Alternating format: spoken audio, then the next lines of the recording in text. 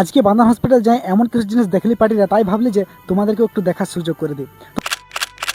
তো পার্টিরা সবার আগে একদম সোজা এসে ঢুকে গেলে হসপিটালের ভিতরে, আর ভিতরে ঢুকতেই দেখতে পালি মশাদের জন্য একটা সুইমিং পুল বানিয়ে দিয়েছে।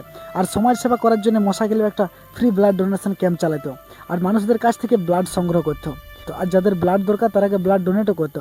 আর কিছুটা ঘতেই দেখতে পালি কিছু বিখ্যাত শিল্পী যারা একদম বিনা পয়সা দেওয়ালের রং করে দেওয়ার কাজ শুরু করেছিল, আর এগুলো দেখে সত্যি আমাকে খুব ভালো লাগলো।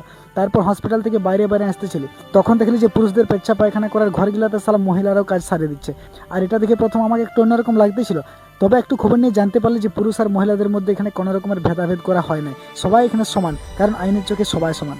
আর তার জন্য মহিলা হোক বা পুরুষ সবাই একটা বাথরুমে সমস্ত কাজ সারিয়ে দেয়।